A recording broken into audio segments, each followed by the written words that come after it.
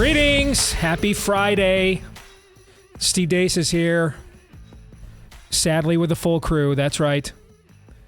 Still on baby watch over at the McIntyre household. But you're looking more tired than you were earlier in the week, which is getting me maybe optimistic that things may break here soon. I don't know about that. I mean, I've gotten up early the last couple of days to get my treadmill time in, trying to get that started up again. So that's probably the real that's what it culprit. is? Yeah. Okay. All right. We keep saying we hope we don't see you tomorrow, and we keep seeing you. Maybe you should stop saying that. Are we jinxing it? Yeah. Although, you know what? You got a full good... If we're going to do a 2-minute or 2-week, paternity leave over the weekend is great timing. It cuts everything, clean, and it's a clean break for everybody. That's what happened with Ben. He came on a Friday night into Saturday. Yeah. And Todd, how disappointed were you to see Aaron today? I can take it except for all the other reasons you're typically disappointed to see him. I can take it or leave it. It's good. Yeah. I mean, I think it's timing is going to be perfect. Nothing to worry about. You don't have, in the all natural, let's watch Ricky Lake give birth at home in a waiting pool. Might happen. You don't have, you have no tips for the McIntyres? Maybe disco dancing, something? Might shake some things loose? I've given them all the tips. Be active. And that's, that there's long walks, there's intimacy with you. This all works. This is what you're supposed to be doing. Yeah. And then my children are all 5, 7, 5, and 10 days late. It's all good. So you're an old pro at this. I got Believe this. me, Todd and Jill and Aaron and Bella are all on the same wavelength as far as birthing goes. Okay. All right. We will be joined here in a matter of minutes by our good friend Tracy Beans over at Uncovered DC. She'll be here for the Deace group. Who knows? Maybe she's got some tips for the McIntyres too of how to get the baby to come out. We'll ask her about that maybe, or maybe we won't. This part of the show, and really the whole show, brought to you by our friends over at First Cup Coffee Company. They've got a flavor for every patriot-loving American, and if you want to take advantage of that, it's a coffee company that first and foremost makes great coffee. Just ask Aaron. But more importantly, or just as importantly, they also support your values, because it's more important to actually do a great product. And then the fact that you can, on top of that, give money to people who share the same value system as you do and keep building that parallel economy. That's just an added bonus. All right. So go to firstcup.com, use my last name Deace as your promo code, and you'll get 10% off when you do at firstcup.com. If you subscribe, you'll get an additional 10% off for the life of your subscription at firstcup.com. Use the promo code Deace. And if you missed this on Wednesday, we debuted what I think could very well be the most important piece of content that we have produced in the 5.5 years, at least, that our show has been associated with this network. If you've ever wondered, how do people go to government and get rich while they're in government? How does that work? Typically you had to invent something or be, excellent at something. You had to, maybe get a job on Wall Street right?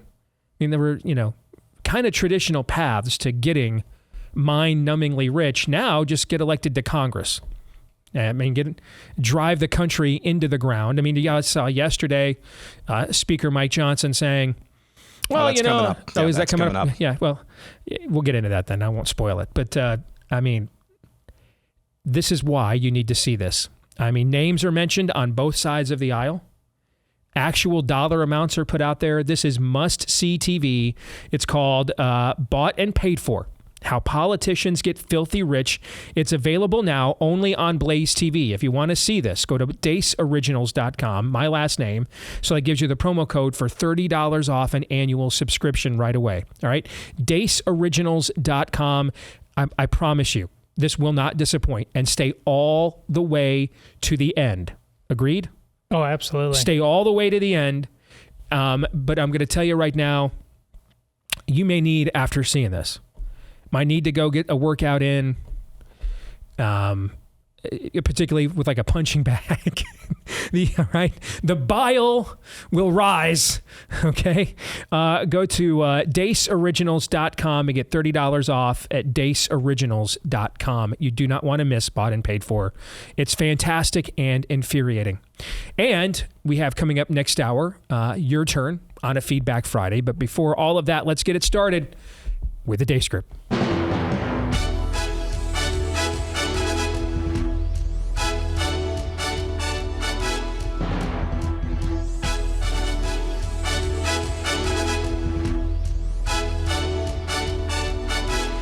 There she is. Say hello to Tracy. Good to have you back with us, Tracy. Thank you for being with us on a Friday. It is your weekly look at the week that was. Let's get it started as we always do, at least when Aaron is here, with issue 1, bleep, Lord Nefarious says.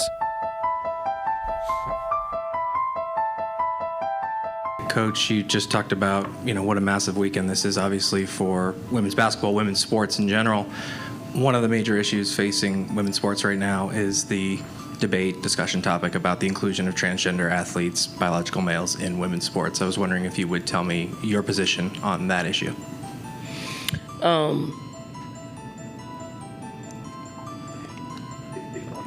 you got deep on me, didn't you?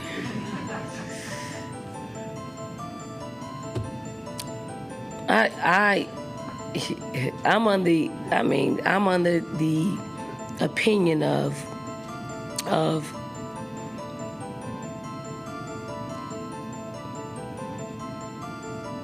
if you're a woman, you should play. If you consider yourself a woman and you want to play sports or vice versa, you should be able to play. Do you have any studies that show that trans women have physical advantage over what I'm going to call cis girls, what you call biological girls, in sports? A full moon is that complete rounded circle, which is made up mostly of gases. When we misuse pronouns and when we intentionally or deliberately misuse them or choose not to be careful, we're sending messages to our kids also that we don't care how they're seeing the world and we are willing to do them harm. I look like someone who has a mental disorder?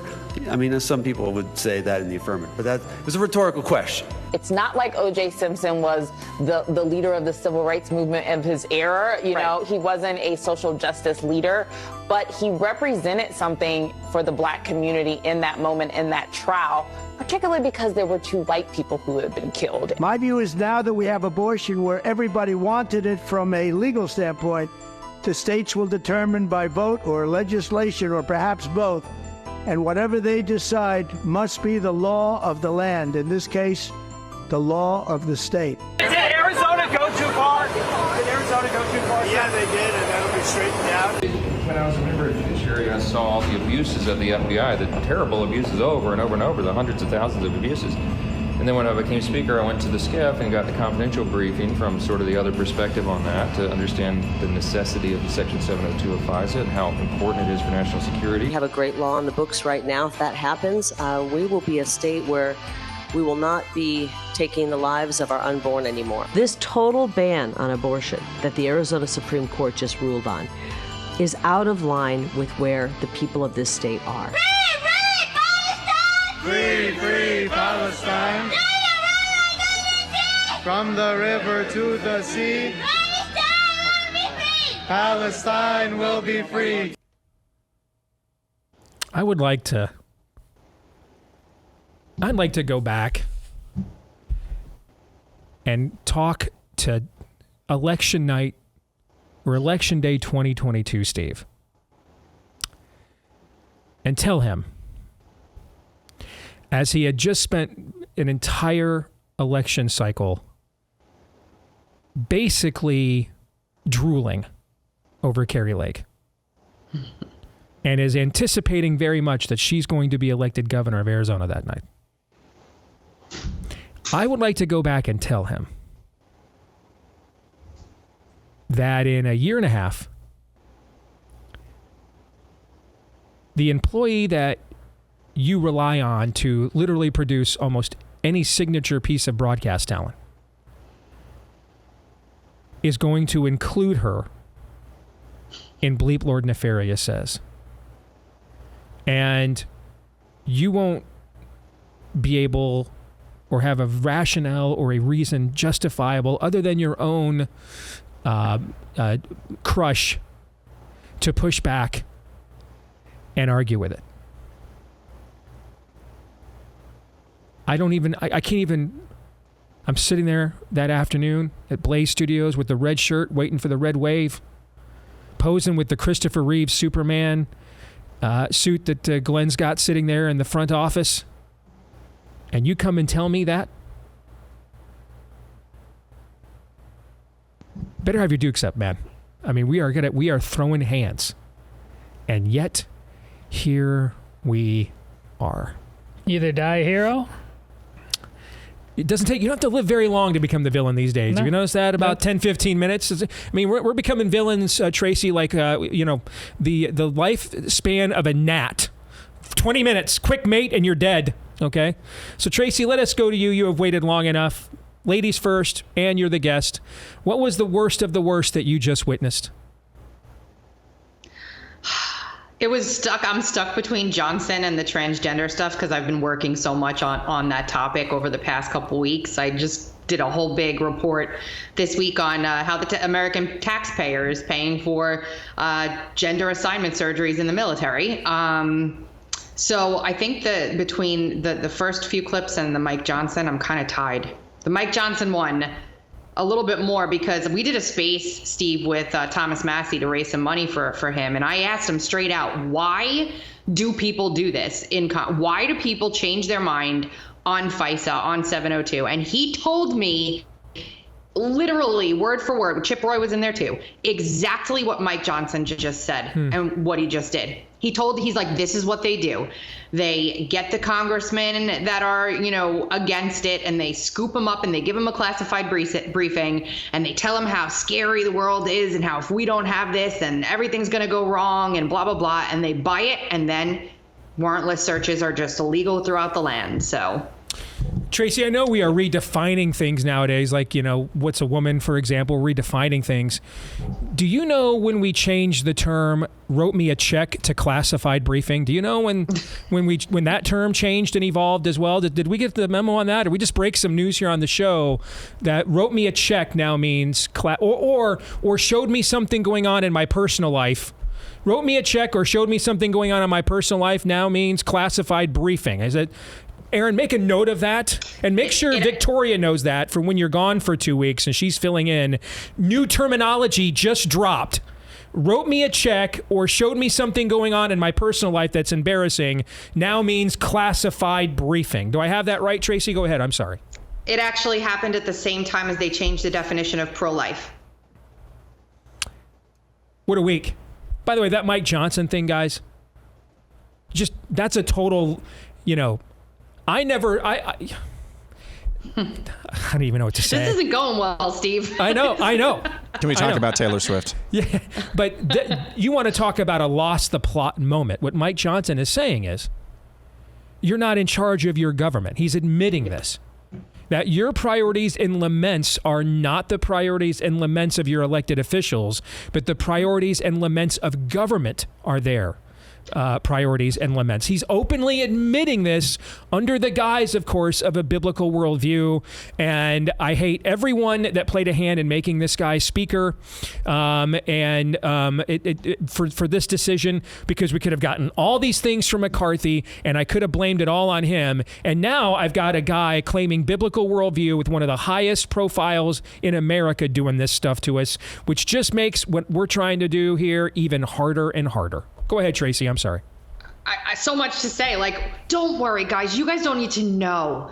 You don't need to know what this classified briefing is. We're here to take care of you.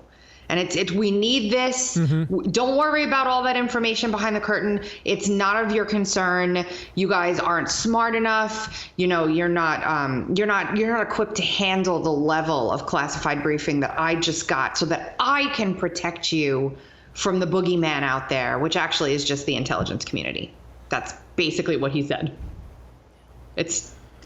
Remember when this was the most important election of our lifetimes? Yeah, look at you. Look at what you. A segue. Come here, you. Yeah. I am. Love it. We're there. Oh, Todd. Well, I don't even need to, this. I really don't think. I think we've solved it. I don't need to run for Congress anymore. You know why I wanted to find out just what happens. Just to see what goes on there that makes everybody lose their damn souls. The check leveraged by the FBI. One or the other. I mean, it's one or the other.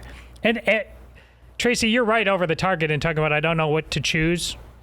Mike Johnson or the trans. Well, it's the exact same thing. Mike Johnson there. Well, I thought this and then I did this is the same person as Dawn Staley. The exact same right there. When the wheels are grinding, Are you familiar with Dawn Staley at all? She, by the way, claims a biblical worldview too. Yeah. Yeah. They're the same. That's what I'm saying. I was going to get to that. They're the same person. After she lost, oh Lord, Lord, Lord, Lord. She's not a shrinking violet either. She has opinions about everything. Yes, and then you ask her about this and snap. Got chocolate, vanilla, strawberry. Exactly. It's the same exact thing. I don't need to run for Congress. I don't need to be a NCAA coach. I know what happens. They are simply either bought or they are leveraged. Or cowards. Well, they're all that's an evergreen, Steve. I mean, yes, they're all evergreens, but that's how you get to cowards. You either leverage them or you buy them. This is not complicated. And these two people are able to be used this way, and this is where it gets worse, because we sit back, don't sit there and if only no, you're the problem too. You're the same out there. This is the problem. There's nobody out there. If there was this great population out there that really was just oh no, it's on, none of this would be happening. But everybody knows that they can be easily leveraged like this because no one will ever take the reins. No one will take it back. We are all Dawn Staley. We are all Mike Johnson.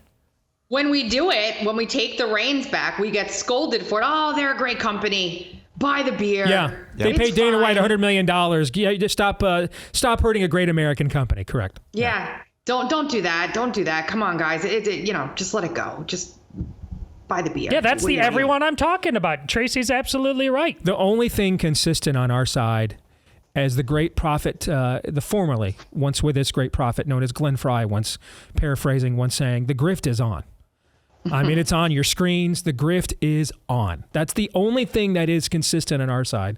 And it's not even consistent who's getting the grift. Whole new people. I mean, 20 years ago, National Review was the grifters in order to put Mitt Romney on its cover as the next Ronald Reagan. And we just now you get $100 million of grift to Dana White, and suddenly your sins are absolved. That's the one thing that is consistent about the American right, is that the grift is on. It's always on. All right. Meanwhile, over there, they're just doing the long march to the institutions while we're out here counting our increasingly declining U.S. dollars. Aaron.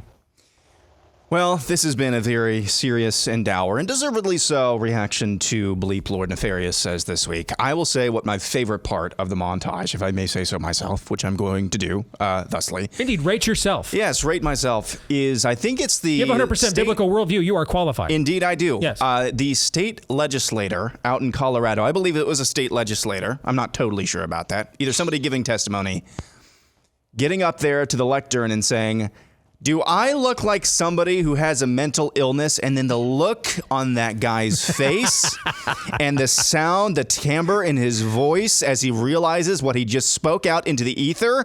Instant regret. Please don't answer that question. It was rhetorical. That was my best. That's the best. That might be my best of the week in overtime, actually, is just the instant regret on that Transformer's face and in his voice when he said or asked out loud, do I look like somebody with a mental illness? Please don't answer. Exit question. On a scale of 1 to 10, with 1 being how likely you had Trump, who overturned Roe, attacking Lindsey Graham, who, when I was working on the Ted Cruz presidential campaign, told us that Ted was too pro-life to be president, and that Trump would be attacking Grahamnesty from the left on the abortion issue. If you had this on your 2024 bingo card, those would be the odds of maybe 1. 10 being the odds that you hate 2024 already. Rank this week's level of total depravity. Aaron? 10. Tracy? 7. Man. That answer scares me. Yeah, I know. Todd? I know. Good grief. Because I really thought that montage was a solid 28. All right. Remember after 2016 when I said the next year was going to be worse? And I hated you for it? And every year since then? And I hated you for it. Every single time you've said it. Yes. 10. And I hate you a lot. Yes. There it is. All right. Let's get to issue 2. Is it really the most important election of our lifetimes? Learning Chinese today. Today's phrase is probably not. 可能不会. All right.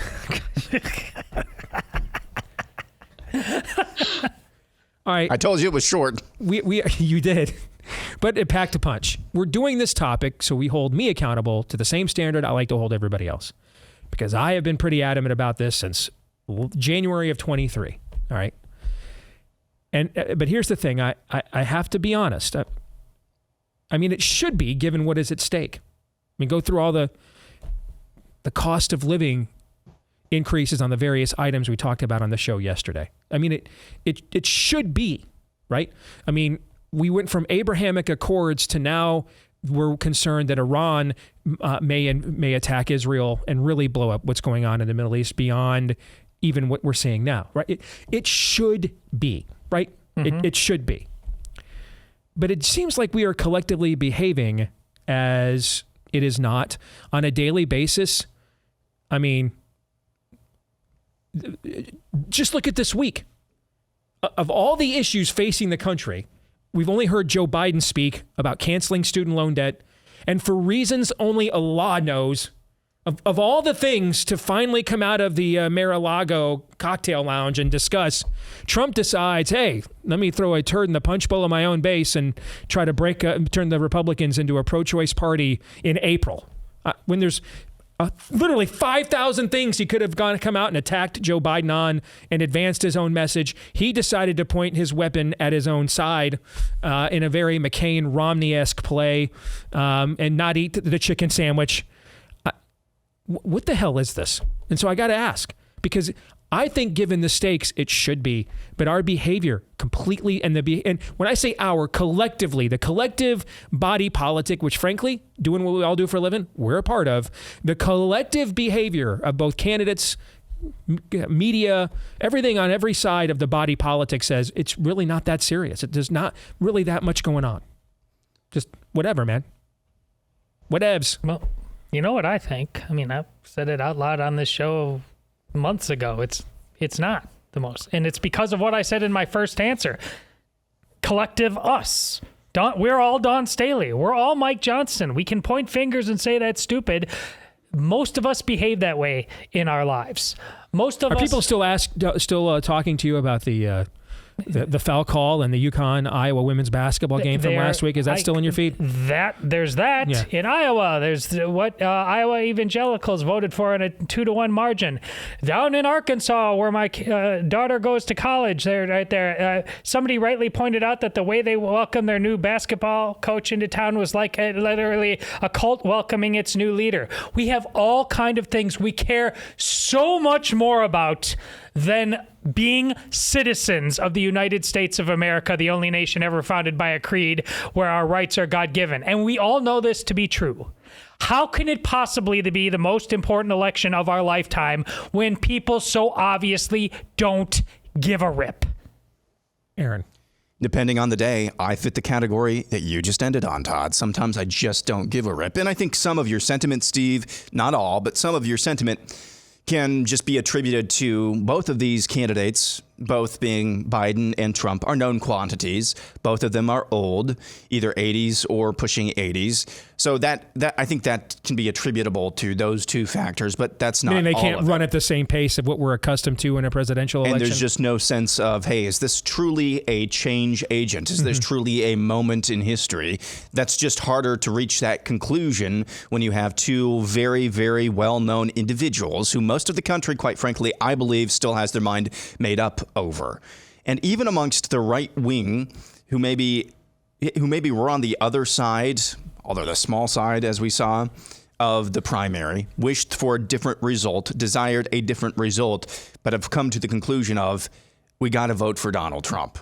Even a lot of those people are tired of this axiom that we've developed here, of this kind of this dual choice, or maybe lesser of two evil. I think a lot of those people are tired of this. So there's just not as much energy surrounding this election, even though it is important. I mean, I go back and forth every single day on this. When I came in this morning, I saw this topic again. I saw earlier this week, and I kind of rolled my eyes, hence the very short intro. I had Donald Trump and Carrie Lake and Mike Johnson, Mr. Biblical Worldview, in bleeped Lord Nefarious says. I was just ready to burn it all down. And then just to show you how my thinking is kind of fluid, or if depending on your perspective, double-minded man, unstable in all his ways. Maybe some of you will tweet that at me. I saw this tweet. It was a lengthy tweet from William Wolf, executive director of Baptist Leadership Center or something like that, Center for Baptist Leadership. And he went through and just itemized all of the items about the Biden administration. They're anti-human, they're anti-liberty, they're anti. And it's just impossible. If you were an objective observer, especially from the right, it's impossible to argue with his assessment of the Biden administration. But what really gets me, regardless of whether what side of this you come down when it pertains to Trump, he says this, and this is what got me. For too long, Christians have turned voting into some third sacrament. We sacralized it. That's not what it is. It's a stewardship that must be applied with prudence. Politics is the prudential application of our principles for the governance of a people, or that's a nicer way of saying politics is civil war. And basically saying you may not like Trump. He's, I think William Wolf I've seen as well, pretty critical of what Trump did this week on the life issue. Still says a vote for Trump is a vote against the anti-humans. It's a vote against the communists who are actually running the show in the White House. I don't know what side of that I come down on any given day, but I think that about Christians turning this into a sacrament, that was blown out of the water in 2016.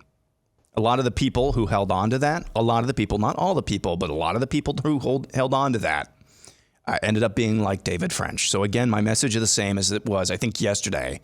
Don't overthink this one way or another. Tracy, we've got 2 minutes, but they belong to you. Go ahead for the last word. People aren't thinking about the fact that we are tired. And Aaron, you mentioned it a couple times. We're tired. I sometimes think back and say, you know what? Maybe this entire thing they did with Spygate and the impeachments and COVID was just to make people so sick and tired of politics that they stopped paying attention altogether, right? We used to have breaks. Steve, you remember, we used to have breaks between elections. We have been in campaign mode that's another good for point. 10 years. Yeah.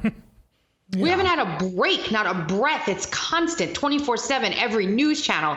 Eventually, if you're an everyday American, your spirit gets broken from that, and you need to touch some damn grass. And I think that's what people are doing now. They're saying, forget it. I know who these two people are. I need to touch some grass and maintain my sanity and enjoy my life for some part of it. And they have to. I mean, it's self-preservation after what we've been put through. And I'm in the business, and I'm like, more, like, nothing surprises me anymore. That's why I had a 7. That's normal. That's normal now. And is it our fault? No, I don't think it is, because we're the ones screaming about it, but that is where we are. And I think until people get to the point where they are unable to go to yoga and so angry that they can't help themselves, we're going to be stuck in this hellhole that we're in right now. That is a strangely optimistic take. All right, that people are fed up and are just saying, I got to take a break from this for a while. So that's probably the most optimistic take possible. You're saying because they're fed up instead of numb. Yes, because the alternative is what you said earlier. Yeah. All right, let's get to the exit question. Besides president, what do you think is the most important race this year and why? Quickly, Aaron. Oh, man. I don't know. Let's just say Arizona Senate, just because I want to see what that line of running on. I was in favor of Arizona's law. Now I'm opposed to it. I just want to see how that turns out. Okay, Todd. Well, I think maybe within the last month you texted something about how favorable. Didn't you say how favorable the U.S. Senate is? I think they could lose Arizona and still hold the Senate. But that'll be one of my predictions later, so don't spoil it. So go. I think that's it. I mean, that should be a Senate takeover. So I think red wave or not. What do you think, Tracy? I think the primary between Jim Justice and I'm forgetting his name now. Somebody help me. Jim Justice in West Virginia. Sure, the West Virginia. The primary. Senate primary. Yes, the Senate primary. That's the most important one, because we, in my opinion, do not need a 77-year-old liberal as a senator, a la Mitt Romney. So that's an important race, West Virginia. Yeah, Justice has aggressively poisoned many West Virginians over the last few years, for sure. Yep. All right, we'll come back, and we're going to look at the election a little more analytically with trends next.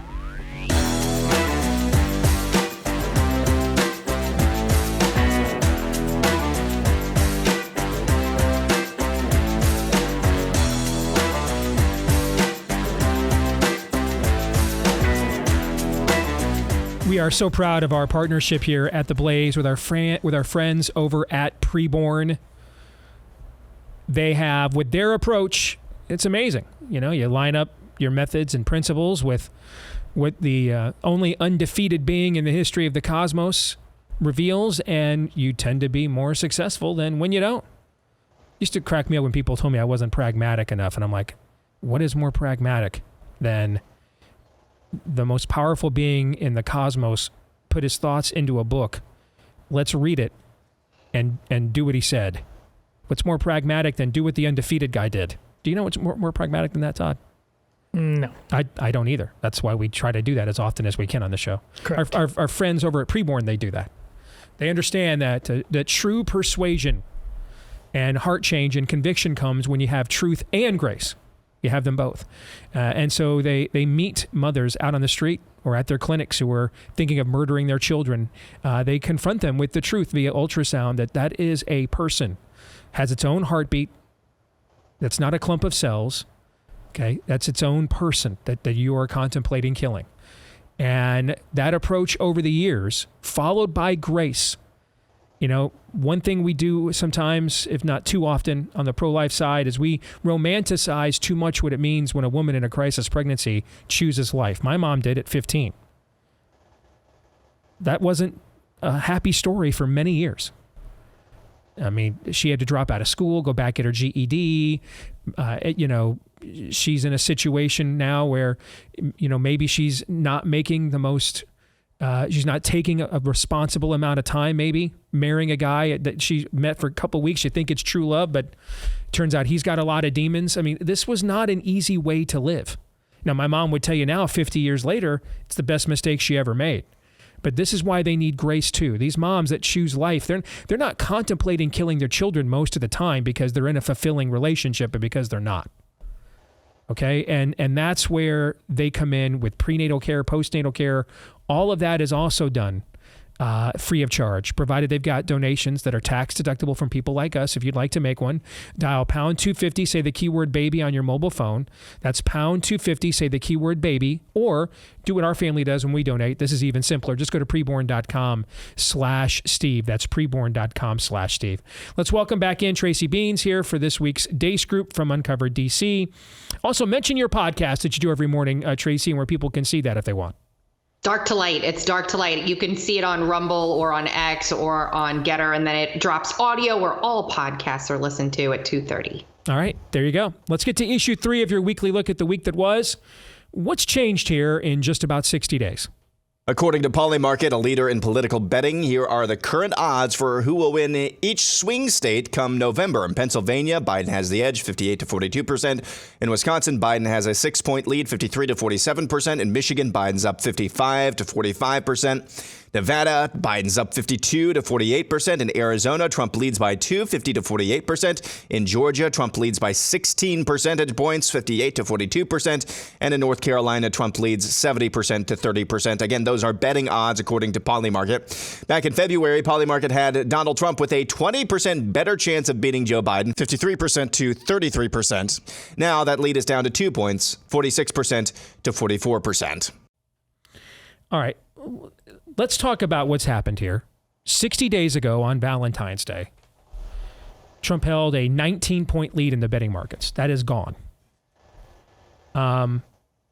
You just saw how this is now being quantified on a swing state by swing state basis. So let's take off our, woe and lamentation hats about the state of things on a moral basis, and let's put on our thinking caps of looking at things just purely technocratically and analytically for a few minutes, okay? What in the world has changed in the last 60 days to merit such precipitous changes and evolutions in the odds for an election that is still 29 and a half weeks away? Tracy, I'll start with you. Nothing. What's changed is what kind of information these people want everyone to see. I don't think that this stuff, first of all, who's using the betting odds now to place a bet on the presidential election? If it's good, you're seeing a 20-point swing in 60 days and you're like, I'm going to throw my money. Like, None of this is real. It's all fake. It's all fake. None of it's real. I have no idea what's going on out there. I don't trust any of these people. I don't think anything's changed. Sometimes I think there's some man sitting up there, not God, some man sitting up there saying, let's see what happens if we push this button. And then just watching the Everything's metrics. a psyop, basically. Yeah. That's what I think. So let me throw another element into this, because somebody drew my attention to this last night. And we had already picked this topic for the rundown before someone passed this information on to me. In the last month since it went IPO, Trump's Truth Social has lost 60% of its stock value, right? So betting odds, if you know anything about betting odds, are not much different. Any form of speculative market operates on two things primarily: public perception, inside information. Right? Does somebody know something that other people don't know? Okay, and it's a little bit like, wow, why is this team suddenly why'd the point spread change? And you find out like 48 hours later their quarterback's hurt. You didn't know. You know what I'm saying? Okay, so they're always driven by public perception and inside information. Is it possible these two events are tied together one way or the other? Because the trend line of his IPO lines up exactly with what we're seeing in the betting markets, or are they just the same people reacting to the same public perception that's investing by and large in both markets? Or maybe you don't care, but I just wanted to throw that in. Todd. Well, my answer was going to be exactly, and I mean exactly what Tracy said. And here's the difference with betting markets in general, sports betting, and what's going on here. Steve, in the past, you've kind of instructed the audience, and me by extension, about what the big money guys, the sharps, or they're called sharps, yeah, or professionals, yeah. But if they're too hot or something like that, like they'll be like actually like pushed out for a while, right? Yeah. I mean, because there's actually a ledger that people are, most sharps cannot bet at a sports book. They have to hire runners to place bets for them because they're too good and they've made too much money, and the books won't take their bets. There's a baseline, a financial baseline that everybody understands and knows, and those are they weigh those variables that goes in. Here's the difference in this election, and that's why Tracy's there. That does not exist here. There are people putting their thumbs on the scale. No. That there's not going to be a pushback on this. This is why people talk about the deep state is dead on. The deep state rules all. There is not. We keep talking about on multiple issues, whether it's covert, common sense kicks in. The rubber band bounces back. No, it doesn't. Not on this. That's why even on something like this, Steve, where you have rightly said in sports in the past, trying to outthink the bettors on this kind of stuff because they want to make money, that does not apply to this election. This is a psyop, pure and simple. It's all psychological. It has no monetary, ultimately, baseline. So are you claiming that this isn't an attempt to capitalize on a market? This is an attempt to have the market perception influence public perception the other way around? Yes. Is that what you're saying? Yes. That the market's not reacting to public perception, sort of kind of what Tracy was saying, it's trying to alter it. Yeah, it's totally trying to influence It's a totally upside down world. Okay, that's fascinating. But we think otherwise. Okay, that's fascinating. I'm not saying you're wrong. I hadn't even considered that, actually. Aaron. So I not knowing that that's where Todd was going to go, it is one thing when you talk about sports betting, there are, again, analytics, trends, algorithms, injury reports, insider information. And this stuff's happening all the time. And it's, happening in real time. And you can get a pretty good bead, even though it's maybe not, you can get a pretty good bead on what is a good number to set on a game, over, under, spread, based on where the action is. Okay, that's basic. So the opening line that they set, that's what the bookmakers think that not necessarily the result is. It's their educated forecast of, based on all of that information, what they think is going to happen. That trend, that line moves back and forth. In this, though, how would bookmakers account for 3 a.m. ballot drops? Yeah. I just remember back on election night 2020, there's a sports bettor who's pretty good, I think, that I follow on Twitter. it's just a fun account to follow. Nothing more than that. He was following the election results. And he was getting these just insane numbers in places like Georgia. And he's like, man, you gotta pound this till the cows come home. And then an hour later, the results New ballots just dropped. Yeah. And it's like, what is going on? And I remember reading a tweet from him at about 11 p.m. saying, this is nuts. I'm going to bed. Yeah. So I had actually more respect maybe for betting markets prior to 2020 than I do now.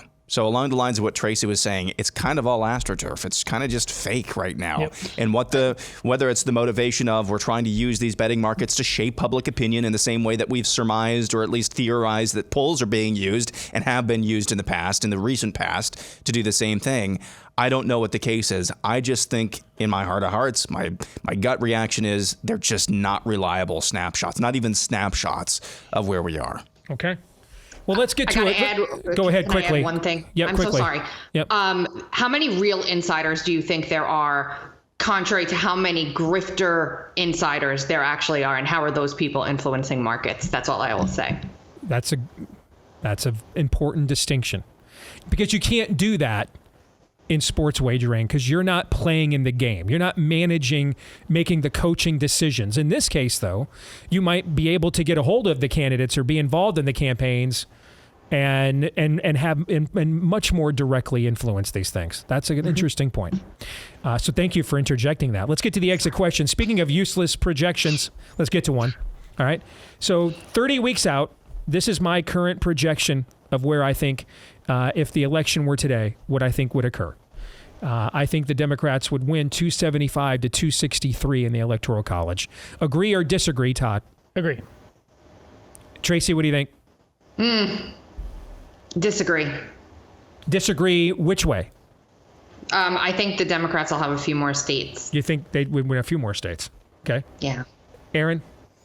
Yeah, I largely agree. This is the exact map, despite the fact that Polymarket, I believe, this is the exact map that Polymarket has, despite the fact that they have Donald Trump with a better odds of winning in November. This is the exact map they have. All right, before we get to our kicker topic, folks, the attack on excellence in America is putting all of our futures at risk. In the name of diversity, standards are being lowered everywhere, like the American Medical Association recently just said, hey, medicine is imbued with white supremacy. So we're going to lower the standards on medical school entrance tests. Translation, you want to become a liability insurance salesman. That's what that really also means. All right. But you can read about this and more in the latest issue of Imprimis. That's Hillsdale College's free digest of liberty that goes to more than 6.5 million homes and businesses. Imprimis gives you smart constitutional commentary from the likes of Christopher Russo, Victor Davis Hanson, and so many more. If you want to get a free copy of this, absolutely no cost or obligation, sign up today at daceforhillsdale.com, F-O-R, daceforhillsdale.com. Again, daceforhillsdale.com. All right, quickly on the kicker topic. If you could change one thing about this election cycle that we are having right now, anything, what would it be and why, Todd? It would be a day of election only, no mail-in ballots, nothing. Nothing. Have to just vote on the day of. Nothing. I don't care if you're too old or infirm to get there. It doesn't matter. You can only vote the day of.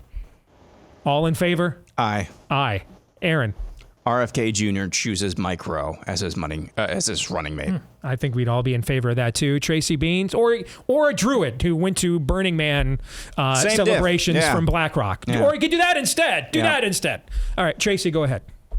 I would change the focus on the down ballot races and have the American people more focused on those than the presidency. All excellent suggestions by all three of you. I can't imagine there's too many people in our audience that would disagree with any of the three. All very well done. All right, let's get to our predictions. Aaron, I'll let you start. I predict that I will not be back on Monday. I've been predicting that all week. I'm just going. Now you've jinxed it. Hit me on the roulette wheel. By the way, Aaron, and maybe this is blackjack, whatever. Maybe this is good news for your weekend, but I have received several emails from women, and they have confirmed that what Todd said. Intimacy is a great way to get things going. Oh, we know this. Okay. Yeah. All right. I just so there are many wives in this audience that have your back right now, Aaron. You need to know that. Good. Okay. Didn't need to know that, but that's Tracy's good. look. Okay. The look on Tracy's face was good. All right, Todd, go ahead. What was I going to... Oh. Predictions, yes. I think next year's viewership of the Indiana Fever women's professional basketball team is actually going to exceed many men's NBA teams. I could see that looking at what happened in the collegiate ranks. And NBA ratings really aren't that great. Right, that's what... But I mean, they're far and away better than what the WNBA Yes. has had. But yeah. But what will be, here's what I think would be fascinating. College basketball games next year, even like in the Final Four for women, vis-a-vis Caitlin Clark in the WNBA. What's that ratings comparison? Like, how much of that audience do they retain after she is gone, right?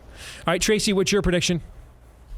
It changed from this morning because I'm going to say I predict that Shannon Joy will continue to destroy Jerome Adams on Twitter or X. That's not a prediction. That's just That's right. That's like a fetish. So did you see Jerome Yes. Adams clapped back at her and said, "Oh, you must be voting for the communists then if you don't affirm my decision to wear a mask in 2024." Yes, yeah. If you don't affirm my, That's a hell of a take, bro. If you don't affirm me wearing the symbols of Marxism, you must be a Marxist. But remember, trust your healthcare experts, ladies and gentlemen. We're only hiring the best people here. Jerome Adams is, if you follow him on Twitter, he is a certifiable psycho. An absolute psychopath. That's Absolute. true, but here's the problem. Medicine is full of him. Well, he's not a one-off at all. We painfully learned this the last few years. Yes, we did. My prediction, Aaron, mark the tape. I know you were proud of me earlier, Todd. I can't help myself. Okay? I can't. Guys, I look at this Senate map, man, and even if Carrie Lake craps the bed again, which is looking increasingly likely, I don't see how Republicans can't win. I mean, this is what I was talking about. I don't think even Republicans could screw up this Senate map, man. I'm not saying it'd be good if a lot of these Republican senators got into office. That's a whole other topic. They'll make us regret probably starting in January. But I look at this map and I can't see how they could possibly screw this up. But this is exactly why I said, without having looked at what your prediction was going to be, the overall Senate election is going to be the most interesting. Because if we just don't get that red wave again on that front, do we learn any lessons that time? I think we're good at learning lessons, Todd. Set your feet! Tracy, good to see you. Have a great weekend, all right? Thanks, guys. You bet. Thank you for joining us. We'll come back. It'll be Feedback Friday when we do. Stay tuned.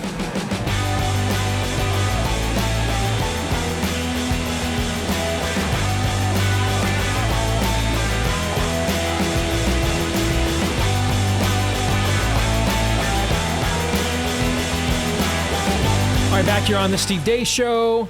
Here on Blaze TV, radio, and podcast. I'm Steve Deace with Todd Erz and Aaron McIntyre. And, of course, we're joined by all of you. And you can all, though hopefully not all at once, let us know what you think about what we think via the stevedeace.com inbox. Just email us to do that, steve@stevedeace.com. Or you can like us on Facebook, MeWe, and Gab. You can follow me at Steve Deace Show on Twitter, Getter, Instagram, and TikTok. The last name, by the way, in case you had forgotten. It's DEACE. And then if you are a podcast aficionado, we appreciate you. You're a big part of our audience. Please, if you have yet to do this, or even if you have, see if you can do it again. Leave us a 5-star review on the podcast platform that you prefer. And then you can also, on that same platform, hit subscribe, or if that platform is iTunes, it's follow. Hit those little icons there. And then every time we do a new show, that means every time it shows up in your feed. And thank you to all of you that have done that for us as well. Thanks to our friends over at Fume for sponsoring this part of the Steve Deace Show. If you've ever tried to break a bad habit, then you felt like you were climbing Mount Everest in flip-flops, yeah. Well, here's a breath of fresh air. Fume is not about giving up. It's about switching up. Fume takes your habit and simply makes it better, healthier, and a whole lot more enjoyable. It's an innovative, award-winning flavored air device that does just that. And instead of vapor, you use flavored air. Instead of electronics, it's completely natural. And instead of harmful chemicals, it uses delicious flavors. So instead of bad, the Fume habit is good.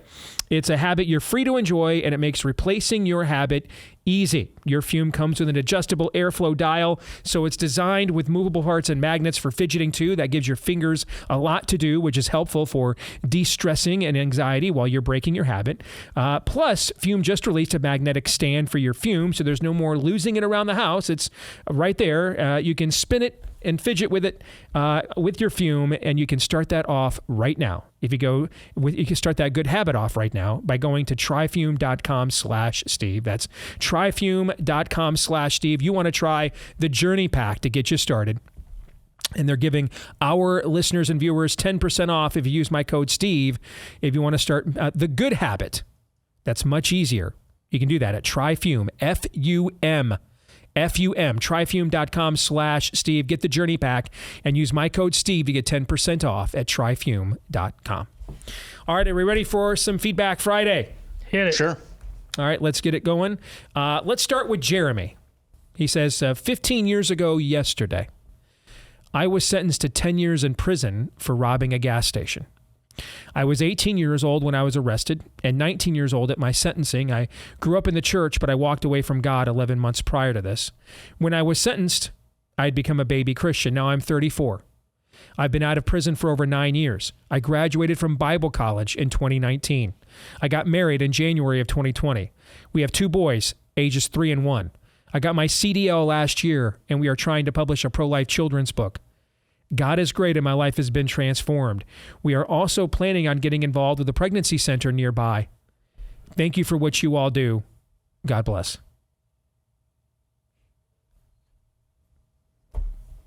That's why we do what we do, man. We do what we do so we can hear more stories like that. Because ultimately, that is fundamentally the only way you change a culture. Is you build a critical mass of people who transcend from sinners to saints. Now, did I say majority? Did I say that? No. Did I even say plurality? No. No. I said, what was the term I used? Critical mass. Now, I don't know what that critical mass is. Sometimes it requires a majority, okay? Sometimes that critical mass is 110 people in an upper room in Jerusalem, all right? So I don't know what the critical mass is. All right. You know, Gideon's like, I thought we needed a critical mass. And God's like, well, that's too many and that's too many. 300 is the critical mass we're looking for. Okay. David shows up with 5 smooth stones, man. That's the critical mass. I don't know what the critical mass is. I don't know. You know? I do know that we got to sit Speaker of the House Mike Johnson down with this guy because that right there is an actual biblical worldview. Preach. By the way, Mike Johnson, you were just telling me during the break, cast the deciding vote to let them continue to arrest you without warrants. Yep. I want everybody, I demand, in fact, everybody responsible for Mike Johnson becoming Speaker. I want Jimmy Swaggart, I have sinned against you. I want Jimmy Swaggart levels of remorse. That's what I want. Or just say Hail Hydra out loud. Or that. The people in your text inbox, Steve, who were texting you around the time that this guy kind of came on the scene as House Speaker, what have they had to say recently? Quiet as kept, brother. Really? Yeah. Oh. Quiet as kept. Yeah. Because I started asking him. Again, man, I'm not saying I'm the end all be all. I'm not the last line of defense with my thumb up and down within Christian conservative circles, far be it. But, doing this for as long as I have and being involved in several presidential campaigns, it is fair to say I have a wide network of contacts because of those experiences. Fair? Yeah. And so when a guy who I've never heard of ever, and it's not like, hey, he's running for state legislature, running for governor. He's been in the Congress for nearly a decade, and he's the Speaker of the House, and I'm like, I have no idea who this guy is. Can you see why maybe I was a tad suspicious? And now, I mean, how do you have a biblical worldview and be in the Congress for like more than 5 minutes and not have like alienated everybody? How's that possible, let alone for nearly a decade? How's that possible? How's it possible to have a biblical worldview and you're like, I'm just kind of sitting here biding my time. I'm waiting for the moment. Okay. Goliath is in the valley of Elah, dude. Everybody all the grown men that were standing around as he was blaspheming the Lord, they were also waiting for their moment. Then a teenage boy just said, this is the moment. All right. If you truly have a biblical worldview, it's not like you're just like, we're in the trees waiting. Okay. Is there some strategy? Sure.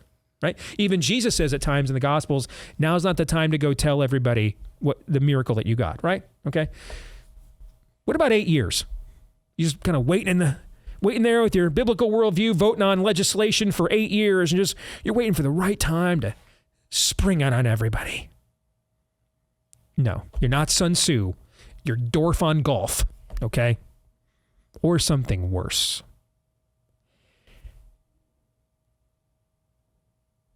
But then you get stories like Jeremy's. And that's what it's really all about. Yeah, I don't know if I don't know how well, Jeremy bounces his eyes when an attractive woman comes by. Notice Mike Johnson and Mike Pence, by the way, have spoken quite a bit about that. You ever notice that? And hey, I've read Fred Stoker's is a long time friend of mine, the guy that wrote Every Man's Battle. It's my battle. It is every man's battle. Okay. But have you noticed that that is taken to levels of piety by cowards? Have you noticed that? Like of all the things that's the one thing in both cases where they have taken like adamant stances on.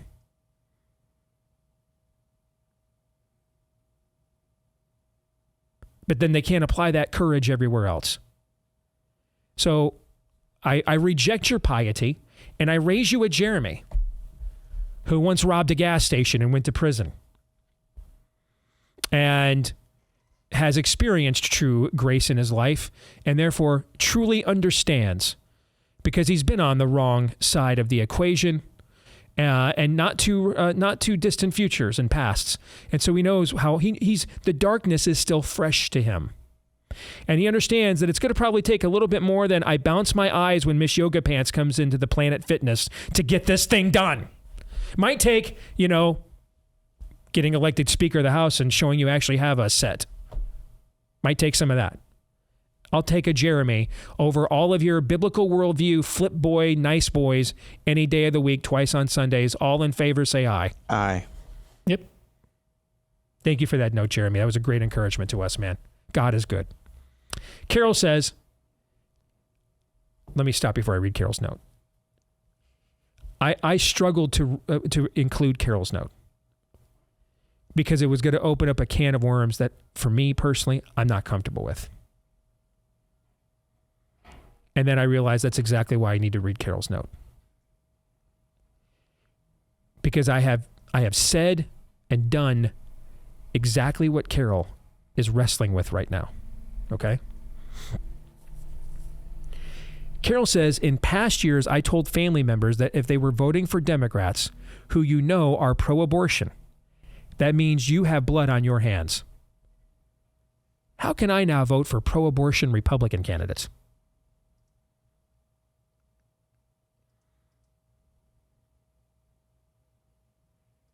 I don't have an answer. I don't have a good answer for this. I don't.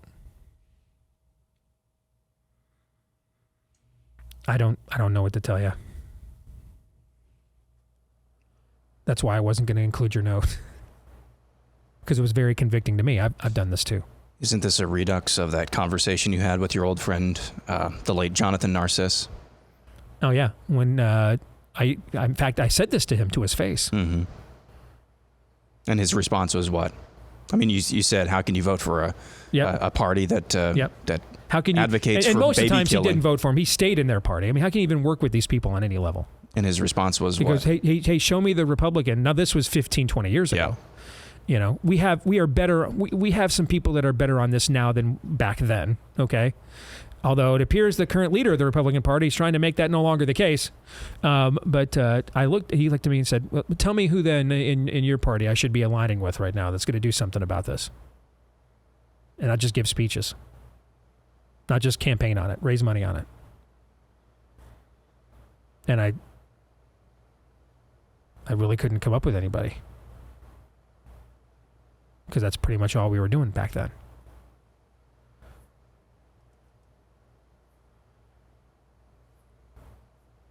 Let me say this, thinking this through here now in real time. Here's what I think. You know what? Let me do it this way. Let me attack this with another example. Good friend of mine. Him and his wife grew up in successful secular Jewish families. Separate families. I think he married the sister. Okay, let me clarify that. All right. Him and his wife grew up in successful secular Jewish families. Each of them did. Then they get married, and my buddy gets saved. I mean, like, radically saved. Okay? So now we've got a double unevenly yoked situation here. It would be difficult enough because he's radically saved and his wife is not. But now you throw in on top of this the traditional stigma that goes along with this within the Jewish community. Okay? Going back to the apostles, basically. All right? So now he's a double freak. Okay? I mean, now it's not just that he's got saved, with this and married this wealthy party girl and she's not, but they're also now at odds with large swaths of their own respective families. Okay. And so over the years, him and I have had numerous conversations about just how to navigate that and, those kinds of things. And I remember one time, he called me about his sister-in-law, who had had several failed marriages and relationships, and was now convinced after, she was a lesbian. Apparently she didn't know the whole time she was getting married to men and happily consummating marriages with them. But apparently it's almost as if she said, man, I gave team male a try. It didn't work out. Let me try the other team. Maybe I'll get a better relationship that way. Well, she has a shack-up girlfriend, and she wants her to come. She had been their guest at Thanksgiving every year, and now she wants to bring her shack-up girlfriend with her to stay with them in the house. So, he's like, this, and him and his wife and her sister are very, very tight. And the wife did agree to let their son go to Christian school, and so he's concerned about how to model this for him. He was much younger at the time, and we were just, praying through this and talking it through this one day, and I just felt led to ask him, hey, have you ever had any of your old college buddies, since you put your faith in Christ, any of your old college or high school buddies come stay with you guys? Because he's very successful. They got a very nice home. They got plenty of room for guests. Any of your buddies ever come and stayed with you guys and they brought their shack-ups? And you didn't say anything. He goes, why are you asking? I said, because if that occurred, you can't draw the line here. Because you're going to, that hypocrisy, that obvious hypocrisy. Oh, yeah, sleeping in the guest room with somebody you're not married to is okay if it's hetero and not homo. That's the first thing she will pounce on to justify rejecting your leadership and the authenticity of your faith as it applies to this matter. And so if you did, then you got to own up to that and figure out how you can apologize for that and bring that up before she does, because she's going to. Luckily, that had never happened, okay? But you get the point that I'm driving at here? Mm-hmm. All right? I think kind of maybe the same thing applies here. I think what we can't do, let your yes be your yes, your no be your no. How serious does God take our word and us giving it? There's a story in the Old Testament about this group of people in Canaan who essentially trick the Jews. They see God as with the Jews and conquering all these people. And so they pretend, they get dressed up and they pretend like they came from far away when really they were like the next people on the list to get eliminated. Mm-hmm. All right. And they show up and make it look like they're travelers and they are great admirers of this new God in Canaan and the mighty works he's doing and cut a deal with us. We want to be on the winning team. And so the Jews don't even vet him, don't even care. You got it, man. They cut the deal, right? Then they find out that the whole thing was a sham. God made him keep that word. Made him keep it. Because they still gave their word. Even if it was on a faulty premise. Because it was also the canard that they fell for, right? So he made him keep that word. So what I would say is here's what we can't ever do. And that's not going to look the same for everybody, okay? But we cannot lose our integrity in any of these worldly processes, no matter how important they are at the time. We can't. And if we do, we have to own that and repent. So I would say in your case, Carol, for you, if you have made this proclamation to members of your family on the credibility and integrity of your testimony, then you can't go back on that. Because the number one thing we have to do is maintain the integrity of our testimony from our Lord. Our life is not our own. And so he gave us that testimony, right? Yeah. He gave you that principle that you exhibited here, right? That you communicated here. And then you chose to take that to the extent that you did. So I kind of think like you've got to own that now. And put the integrity of your testimony ahead of an election outcome. Thoughts?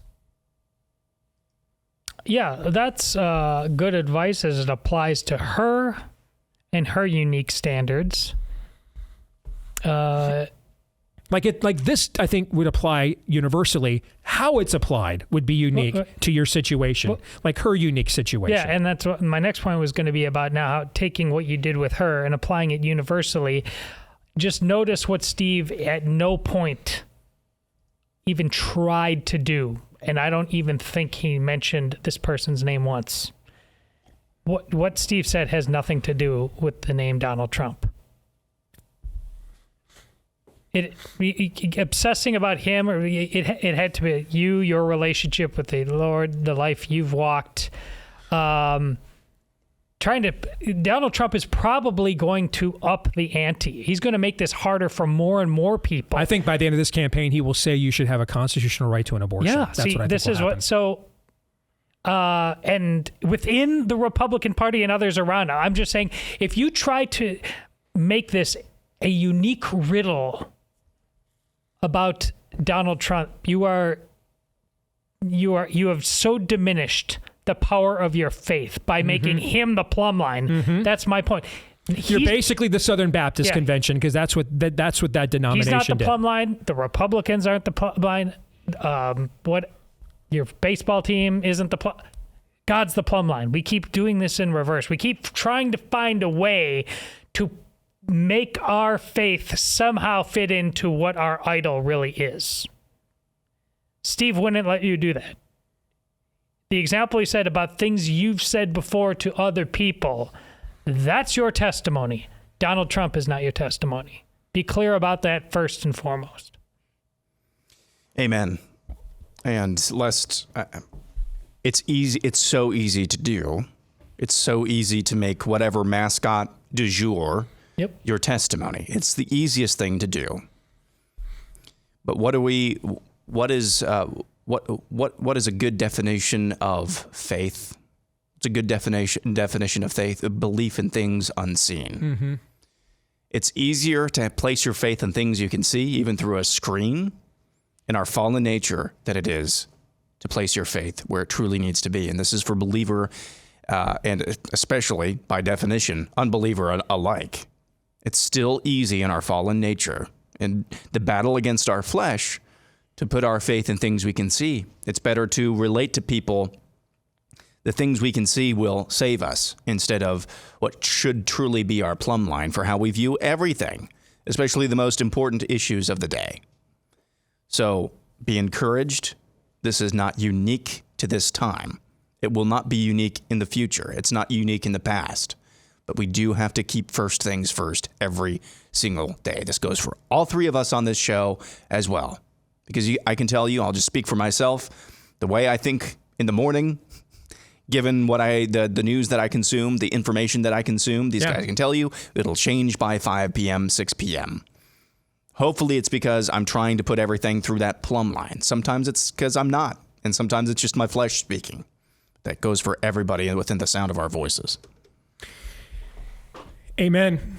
Hey, making sure you have fruits and vegetables in your diet is important for maintaining a healthy diet, but it can also be difficult, especially if you're busy. The average person doesn't even eat half of the recommended servings in a day. That's a huge gap in nutrition. Inflation certainly hasn't made these produce items any cheaper as well. That's why Balance of Nature is where you want to look for your on-the-go solution. They haven't raised their prices, folks, in 10 years. Their proprietary blend of 31 fruits and vegetables comes in easy-to-swallow capsules and will give your body so much of the nourishment it needs. Imagine trying to eat 31 different kinds of produce in a single day. Well, that's what you're getting with Balance of Nature's fruits and veggies. So when you go to balanceofnature.com, I've been using this for the last few weeks, guys. Love it. Absolutely love it. And I've definitely seen an uptick in my energy level too. All right, so go to balanceofnature.com. You get 35% off plus $10 off any additional sets with your first order as a preferred customer if you use my discount code DACE. All right, that's limited to 5 sets, but you'll still save a ton of money while getting the fruits and vegetables you need in your diet. Balanceofnature.com. Use the code DACE for 35% off. That's balanceofnature.com. Use the code DACE for 35% off. James writes, a few weeks ago, I got COVID, had it once in 2021. I wrote you a couple of years ago saying I didn't get the jab despite being a federal government employee. The physician's assistant I saw a few weeks ago was shocked that I didn't get the jab and was surprised that she said, and I was surprised that she said she was glad I didn't get it because, quote, she has seen a lot of injuries, end quote. She also shared that she used to prescribe ivermectin, but corporate refused to allow them to do it anymore out of fear of lawsuits. I almost sent you that email several times, but I didn't because I know you get many emails like that already. The reason why I'm finally emailing you this time is because at least 2 young people have died suddenly that my wife knows. I hate to say that I thought there would be some type of relief that we didn't take the jab, but with these died suddenly instances, there is no joy, only sadness and righteous anger. Please don't ever stop talking about this because these people need to be held accountable.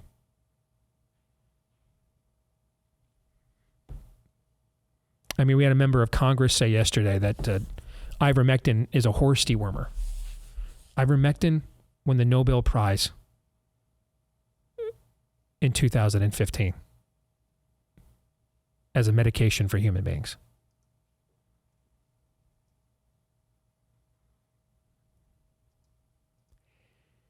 James, thank you for the reminder and the encouragement. But in this case, if anything, I might need to be encouraged to move on at least a little bit because I can still obsess about this thing quite a bit. Because the damage is ongoing, James, as your email just quantified for us. And there has been no justice. In fact, many of the people responsible for it are getting reelected, book deals. They're getting rewarded for it instead. So I appreciate the encouragement. I'm very sorry about some young people that your wife knows, but I've heard that story many times. And so I'll never forget this. However long I have or we have, I'll be bringing this up the rest of my time here until heads are swinging from trees. After a fair trial, of course. You guys want to add anything? It's like is this what the biblical plagues felt like? And you just one after another, and you just think, what? Fine, we'll stop. Oh no. Transgenderism, COVID, loss of liberties, the economy, like we're so stiff-necked. We simply cannot be moved. So which plague is finally going to break our back? It's going to be bad. It's really bad. Well, I don't think we're going to stop talking about this anytime soon. If we did, we would be doing all of you a disservice. Although I'm sure a few people, as have been documented in the past, would love us to stop talking about it. But that can't happen. Yes, I understand that eventually, if it's not in this life, it will be in the next one. There will be justice. And you have to believe that, and you have to go forth with that knowledge. That as long as we have a microphone in front of us, we cannot stop. What has been done, again, we have run out of words. We've run out of different ways to say the same thing on various levels. But I don't know. You can tell I've run out of words. It's just heartbreaking over and over and over again. The literal heartbreak in some cases. What do you say? What do you say in the face of that evil that just so many people, regardless of their political tribes, want to move on or want to take pot shots at, like you just discussed with the member of Congress? What do you say to that? God have mercy on all of us that we don't deserve. And you read this, Steve. You probably saw this. You read this the very same day that now NBC is coming out with a new report that's saying the COVID mRNA jabs have nothing to see here. Nothing to see here. It says it's not as if we're chipping away at it. We're getting there. No, the propaganda right now in 2024 is just as thick as it ever was.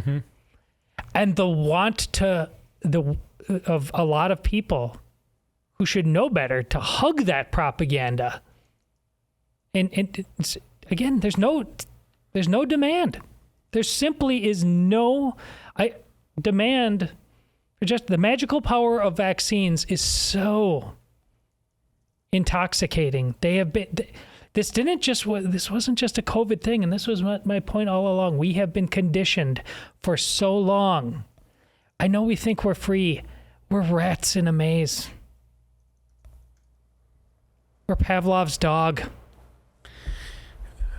I don't know what else to say about it either. That's why I read these stories, because everybody's story is unique and deserves to be heard. But without those stories, I wouldn't know what else to say. Sadly, these stories continue, though.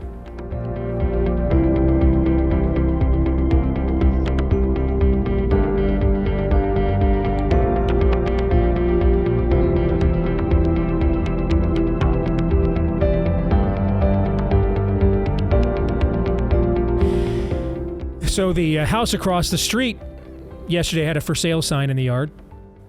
And I was coming back from Lifton this morning, and I see the first couple going in with an agent to check it out. And I got to tell you, one of the first things I thought was, hope they got a real estate agent they can trust, man, because it is a tricky market out there. So if you are getting in the real estate market, and it could be because you have no choice, it could be because you're like, you know what, this is actually a great time to be a buyer if you are willing to pay 100% higher interest rates, because there's a dearth of us right now. Maybe I can get a really good home, at a much more competitive price than if real estate or if mortgage rates were cheaper. Whichever is the case for you. Just make sure you dare not venture forth into the Let's Go Brandon real estate economy without an agent you can trust. You're going to find them at realestateagentsitrust.com. A lot of times they come from right here in our own audience, so they share a lot of the same values with a lot of you. They're the top sellers in their markets. They know the best practices to get you to where you want to go. So make sure before you go and get into the real estate market, you go in with an agent you can trust, and you're going to find them where the name says it all. realestateagentsitrust.com. Once again, that's realestateagentsitrust.com. All right, let's get back to some Feedback Friday. This is from Kevin Smith. He says, a few weeks ago, the local Alphabet Soup Brigade invaded a local family event, set up a booth, and displayed perversion to hundreds of children in my community. I stood alone outside, kept on the sidewalk by TWO, stunningly brave, the stunningly brave police officers, engaging every attendee I could, warning them of what they were about to encounter and sharing the gospel with them. I'd emailed perhaps 25 local pastors. Mine would have come but became ill the day before and couldn't leave the couch for the weekend. I was terrified, but I'd given my word and I couldn't back down. It was a good day. I had several awesome conversations, one with a local reporter who got to hear the gospel and seemed intrigued. I met the mayor of this town of 10,000. Being the brave and intrepid soul he is, he told me he thought the homos had as much right to be there as the various Christian organizations. I told him with Republicans like him, we didn't need any Democrats. I spoke with a pastor of a large church who told me the same thing. I spoke with a pastor of a large church who told me the same thing. I spoke with a pastor of a large church who told me the same thing. I spoke with a pastor of a large church who told me the same thing. I spoke with a pastor of a large church who told me the same thing. I spoke with a pastor of a large church who told me the same thing. That's 7 times. Unfortunately, no walls came down. Back to the note. God help us. A member of the Chamber of Commerce approached me with some of his friends. He disapproved of my gospel tract and after listening for a few seconds told me, "But you're making people uncomfortable." I couldn't hold back the laughter. Good. It's about damn time, I replied. The lesbian heavyweight world champion threatened to effing punch me in my effing face. I said, "Ah, so you're one of the happy ones," I inquired. I couldn't help it. I'm a 13-year-old boy inside. You frequently lament the lack of men in our society willing to do anything. I have a theory. Premillennial dispensational theology may not be the sole driver here, but it ain't helping. Cloister off into our churches, hide your light. Jesus is going to rapture us away any minute now. Don't bother cleaning up this hellhole. He'll take care of all of it. Keep fighting the good fight. There's a million things in that we could discuss there. But last night, one last thing. Yeah.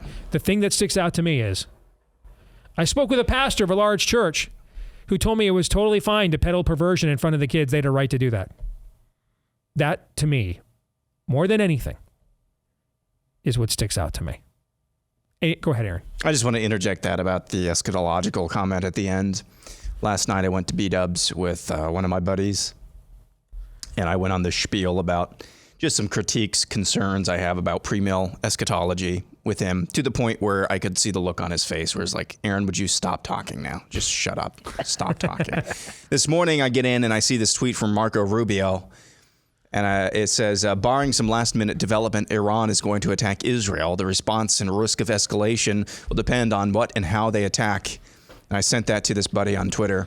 And I said to him, dust off all those left behind books and forget everything I said last night about premillennial eschatology. That's where I'm at with that. I spoke with the pastor of the large church in town, and he told me it was totally fine to peddle porn to the kids. Until that changes, then I don't care. I don't care what your eschatology is. Yeah. We got one of those here with the devil statue. Yeah, sure. Man, dear Christian, stop talking about the notion of rights with people who by now, it is abundantly clear, have told you they don't care. It's one thing where the social contract has engaged enough people of differing opinion when there is a set of fundamentals that everybody agrees that the rule of the game is what it is. You are playing touch football over here. Yeah. They are playing. You're making sure. You're making sure you say for Mississippi and you enunciate Mississippi all 4 times. Stop. Yes. You don't agree on the rules at all. Stop this nonsense. This is exactly why the Lord himself said, "Wise as serpent, innocent as doves." You're failing badly, Jesus person. But they know badly. This. I have come to the conclusion in many cases they know this. That's why they're doing it. This is a fig leaf. Yep. The pursuit of decorum gives me an excuse to not do a damned thing. Okay? That's really what it is. I mean, that this is permission for me to not engage. that I'm upholding the rules. And then you can self-righteously justify it as, I'm doing the right thing. It's not my fault that they wouldn't abide by the rules, and therefore I'm off the hook. I don't have to get confrontational. Everything we do, by and large, is to feed one thing and avoid one thing. More than anything else, everything is about comfort, feeding comfort, and avoiding confrontation. Everything is. Why is pornography so rampant? I have the comfort of I can get my sexual release whenever I want, and I can avoid the confrontation of a woman might reject me. I might have to take care of her. I might have to get a job. You see, everything, Steve, everything boils down to feed my comfort, let me avoid confrontation. Everything does. Everything does. Everything. Pick anything. Just like a couple years ago, I told you, pick any issue. And it either originated or was exacerbated by COVID, right? Anything. Election fraud. Well, they gave him $400 million to ballot harvest, and that gave it, because it wasn't safe to go out and vote. Now they've got the excuse to go and just do mail-in ballots. See what I'm saying? Every issue either is because of COVID or was exacerbated by it on a deeper level, on a cultural level. Everything in this culture has two drivers: feed my comfort, help me avoid confrontation, give me permission to not have to do it. Everything is. This idea of loving people into the kingdom as if if a guy breaks into your home, let's do it this way. You come home from work and the front door is wide open in the middle of the day, you know something's wrong, and you hear screaming. And someone is in your home assaulting your wife, and you beat the living crap out of them, is the most loving thing you could do. That's all a crock. I built this suburban monstrosity, and I built this outreach temple, and the people will just come to me, and I won't have to confront anything. Wrong.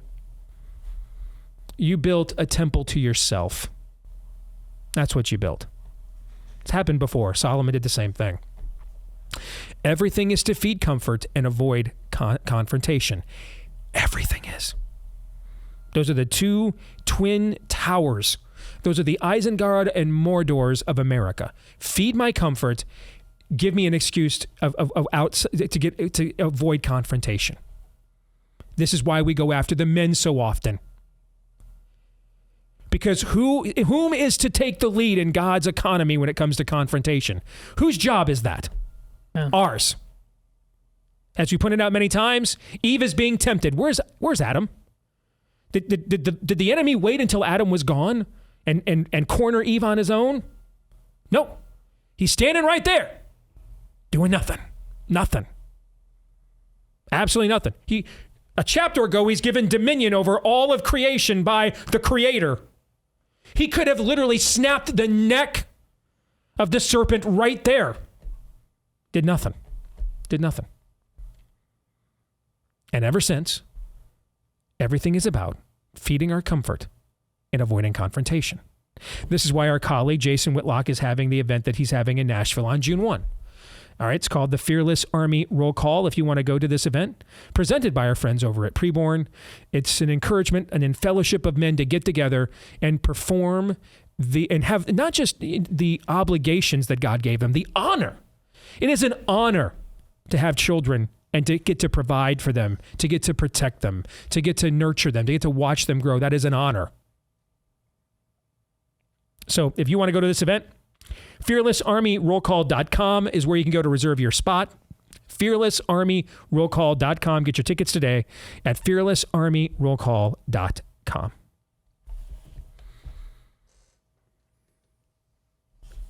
I could do that show for the next 9 hours, that topic right there. I mean, I could just find all kinds of tentacles to that one. Let's move on.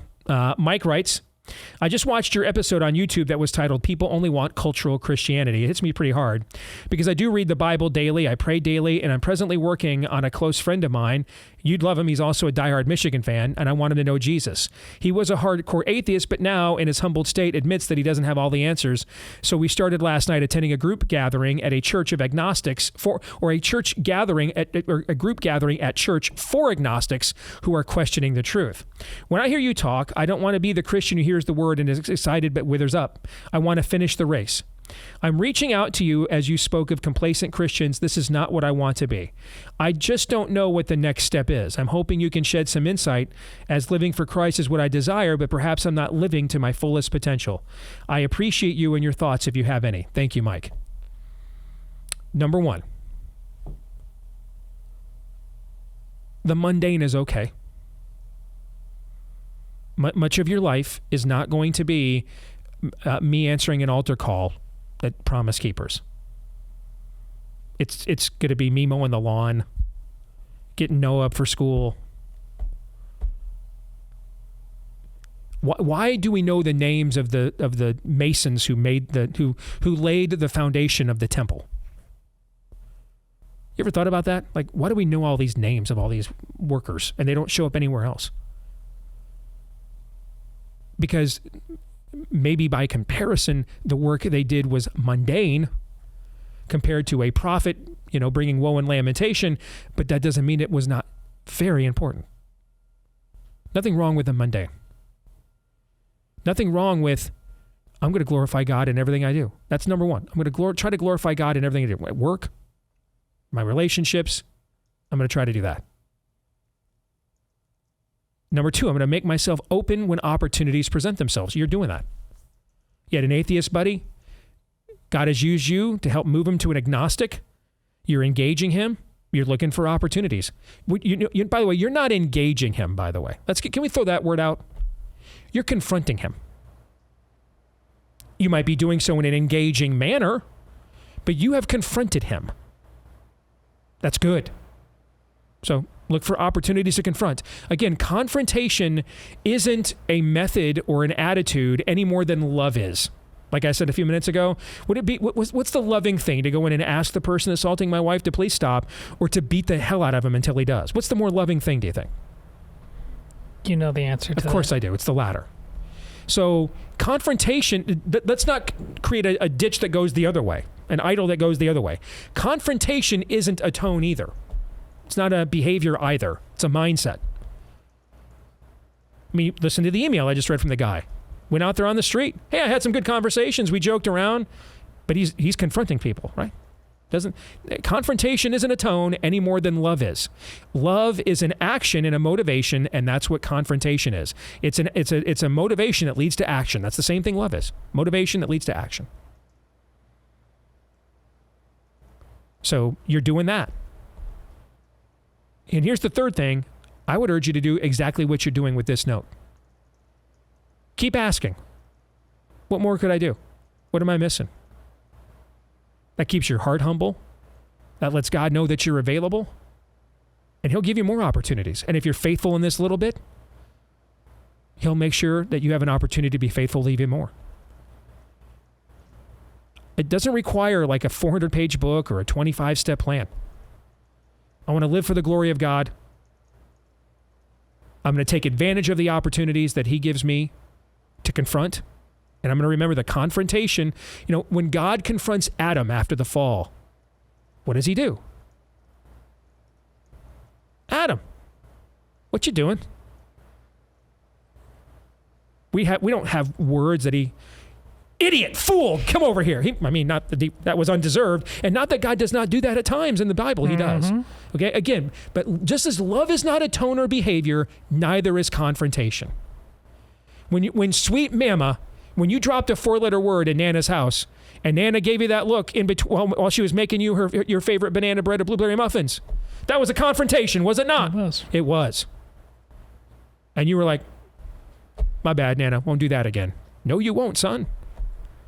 Or we won't be making these blueberry muffins anymore. All right? Confrontation and love are not tones or attitudes. They're motivations that lead to action.